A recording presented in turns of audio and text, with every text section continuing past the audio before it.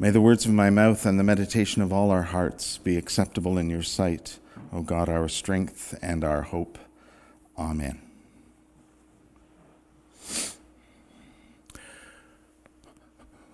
There was a time when Sunday was the most important day of the week.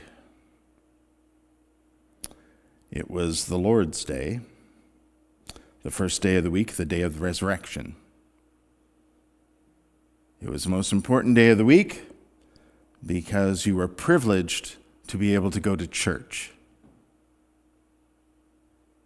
Things have changed a little bit. There was a time when Sunday was quite literally, it was the pinnacle of the week. Pun absolutely intended. It was the high point of the week because you got to go to church. And then we got to around the Middle Ages, and things began to change a little bit. And then more recently, things began to change quite dramatically because the highlight of the week wasn't going to church on Sunday. It was hockey or basketball, grocery shopping, going to a movie. It could be brunch, could be curling even, maybe for some people. I don't know why, but yeah. Other things got to be important. We thought that Sunday church became less important to people. And maybe that's true. Maybe that's true. Maybe spirituality began to be less important to people, or perhaps they were finding it somewhere else. Perhaps the very thing that we were trying to build into gathering as a community of faith for a service, that sense of community and belonging, that sense of spiritual engagement, perhaps people were finding that somewhere else. This is the point at which I think Jesus went, finally, you guys are starting to get this. There's very definitely two ways we can look at this. People are less interested, people are not prioritizing church. Okay. That doesn't mean they're not prioritizing what it's about. It doesn't mean that community isn't important to people. It doesn't mean that spirituality is important to people. It doesn't mean that the very things that we try to engage people with in church are no longer important. It means they may be finding it elsewhere and or in different ways. It might also mean that they are still seeking it, but they're just not finding it on Sunday morning at 10:30. It could also mean they are finding it in this, but perhaps they've been watching online, or perhaps they watched later. We are very much technologically oriented these days. I mean, people quite often don't look up from their phones.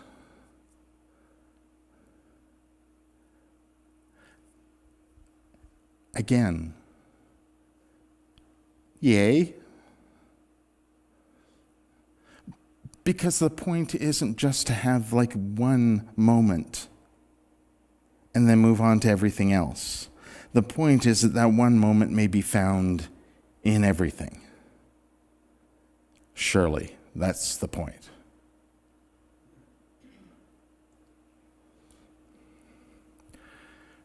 And just because we're not finding it this way, or that way, or that way, doesn't mean those ways are not valid.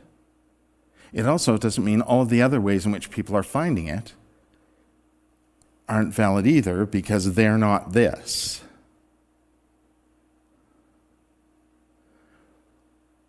We need to find what it is that's connecting all of those things and put that at the heart of what we're doing. This story of the Transfiguration is awesome. In fact, that word, I'm pretty sure I'm safe in saying that word exists because of this story. I think it actually comes from this story. Am I right about that? It was around before that?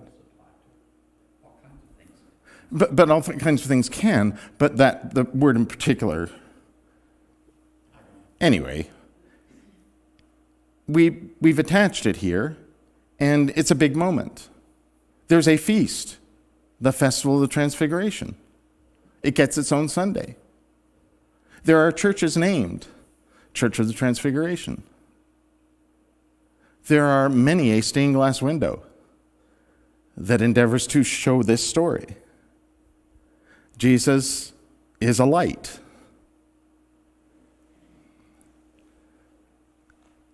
In fact, so impressed with this moment are the 3 disciples that went with him, they'd like to stay there and keep it happening.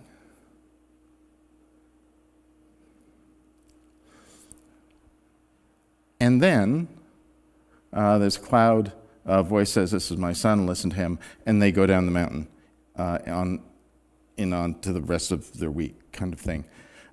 There are many a theological important point in this story. It's also important to remember that, at least in the Gospel of Luke, this is the turning point story. Up until this point, Jesus had been all about his ministry leading to this point, and then now he's, I believe, turns his face towards Jerusalem, is the phrase. So you might be tempted to say, oh, so mountaintop moment and it's all downhill from here. Except there's a really key moment that isn't nearly as much fun or as marvelously spectacular as shining with a bright light. In fact, that shining with a bright light moment could be easily imitated. If you're looking at the slide that's on the screen behind me right now, that is not the Transfiguration. That is the appearance of Gandalf the White in the second Lord of the Rings movie. Oh, we can just barely see it a little bit. Okay. But that's what's going on there, right? That's Aragorn, Legolas, and what's the dwarf's name? Gimli. Discovering Gandalf the White. Yeah. It's pretty awesome and spectacular moment. In fact, the story itself is a spectacular movie moment. It is. And then there's a cloud, which is slightly less interesting. Something gets said, and then they go. It's the said part that's important. Listen to him. Listen to him. And Jesus speaks in so many different ways. It's not just the words. In fact, I hope it's not immediately just the words, because it seems like to me when they come down the mountain and Jesus meets the crowd and the fellow says, your guys haven't been able to take care of my son, it seems like Jesus is pretty cranky in that moment. It could just be that he spent the night on the mountain, which would have been slightly uncomfortable, I suppose. But it does seem like he's just a little bit annoyed or put out. Or frustrated, because we've already had so many stories of Jesus' ministry. He's been at it for a little while now. And it seems like nobody gets it yet.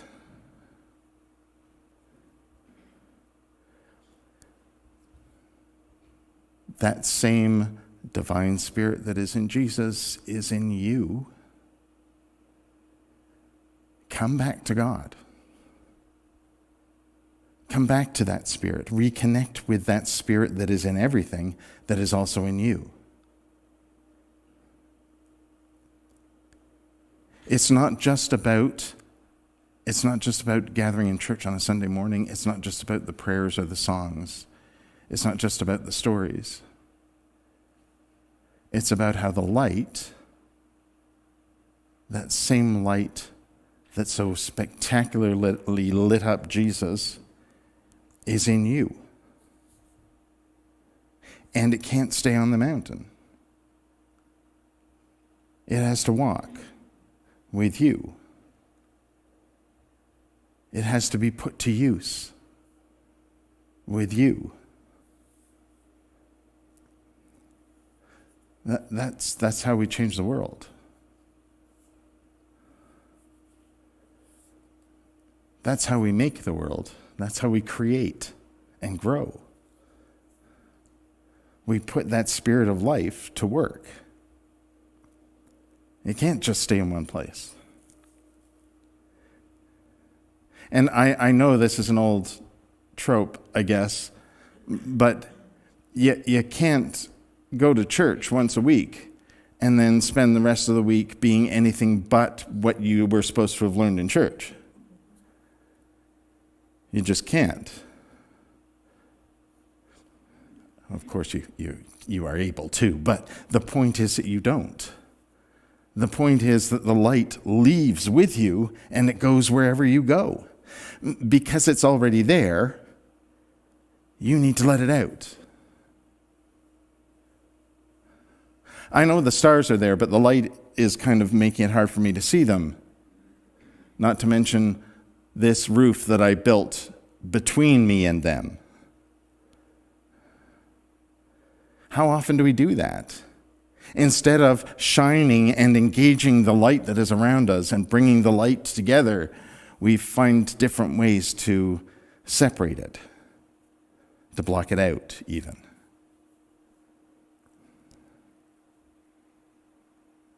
Have you ever wondered if Jesus went up the mountain with the three guys and was lit up and everything, like in the story and everything, do you ever wonder whether anybody at the bottom of the mountain saw anything? Like if it was so spectacularly bright and everything, wouldn't have people down below kind of gone, hey, what's going on up there?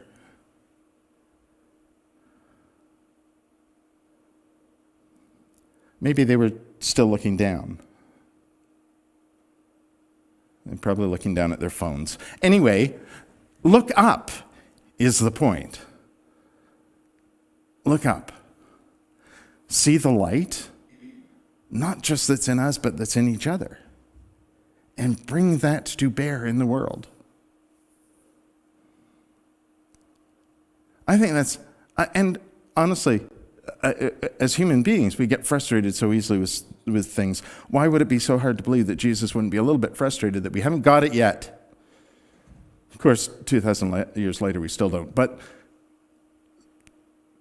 that's what that whole listen to him means. It doesn't just mean listen to his words, nod wisely, and go, oh, that sounds good. It means see how Jesus' life speaks. And embrace that and bring that to the world. It can't stay here. It's got to go out into the world and do those things. And that's the moment at which I go, is it such a bad thing that people have realized that Sunday church isn't the pinnacle of the week? What we need to do is make sure that what is the point of it becomes part of the rest of the week somehow. It doesn't mean necessarily, by the way, services are now going to be Wednesday at 7. It doesn't mean that. It doesn't mean we're not going to have Sunday services anymore. We're just going to have, we'll post some videos you can watch on your phone. It doesn't mean that either. It means that we find the way, first of all, to find the time. Those Sabbath moments that aren't just for doing nothing, they're for setting aside the worldly things in order that we might reflect on a relationship with God. That's the point of Sabbath. However you know God, that we make time for that. It may be Thursday morning at 7, might be Sunday morning at 10:30. It needs to be when we can do that, and in a way in which we can engage it. The only way for all of us to discover what that is to actually have communication with each other about it. Because maybe we do want to gather. Maybe we do. Maybe we want to gather in the woods somewhere. Maybe we want to gather around a fire. Maybe we want to gather at the arena. Do you know the very first inaugural meeting of the United Church of Canada in 1925 was not in a church? It was in a hockey arena. Could you be more Canadian than that?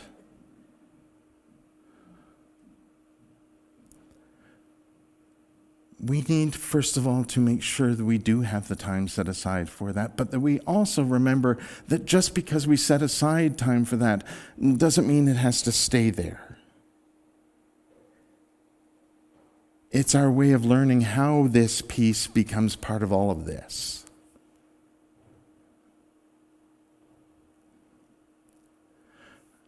I think that's the great thing about remembering this one moment on the mountain. They didn't build the things, right? Whether they built little memorials or whether they built little houses or however you translate the story, they didn't build markers of the moment so they could memorialize it.